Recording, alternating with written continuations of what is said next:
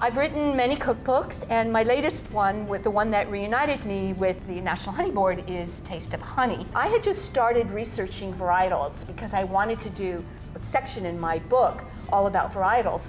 And there was a varietal there I'd never heard of called Sourwood, which is a very rare honey. It was so much fun to taste this, and so it really piqued my interest. And there are over 300 varieties of honey in the US, and if you go to honeylocator.com, which is a great website that the National Honey Board maintains, you'll find all of these listed with backgrounds and where to buy them and all kinds of really great information. Coming to the cooking aspect of honey, there's just no end to what you can do with honey. I just was amazed. I thought I knew, and then I learned more and more. Each day I learned more.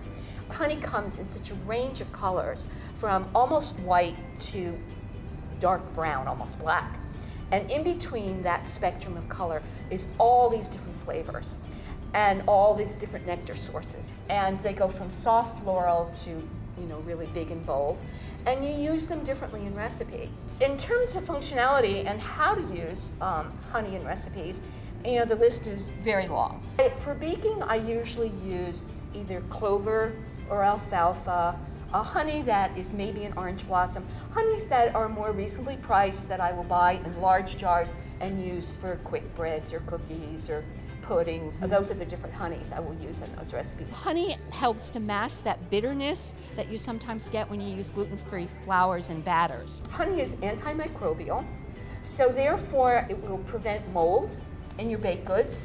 And it also holds and attracts moisture, so it'll keep your cookies and your bar cookies and your cakes and so on very moist. If you wanted to substitute honey in a recipe, the rule of thumb is if you look at the liquid ingredients, you use a quarter cup less. If it's a half a cup, I'll reduce it to a third, maybe by a couple of tablespoons. A quarter teaspoon or half a teaspoon of baking soda will help with the crumbs, so you'll have a more balanced acid and alkaline mixed batter, which will give you a more successful final product in baking. And temperature, right? Lower the temperature by 25 to 50 degrees. Honey adds a balance to a recipe. If I finish, or if you finish, a stir fry that has hot red pepper flakes, grated ginger, soy sauce in it, and you add a tablespoon or two of honey at the end, you'll have a really beautiful balanced flavor. So you need a little acid, you need heat, you need salt, and they can be in the form of, vinegar or lemon juice or hot pepper or ginger or soy sauce or just salt. Even tomato paste adds a little salty edge. So all of those things need to be balanced in a recipe. And honey is the sweetness component, and it works very well. So the most important thing to look for when you're shopping for honey is to look at the label and to read the ingredients. There should be only one ingredient, and that is honey. And if it says honey, then you've got the right thing.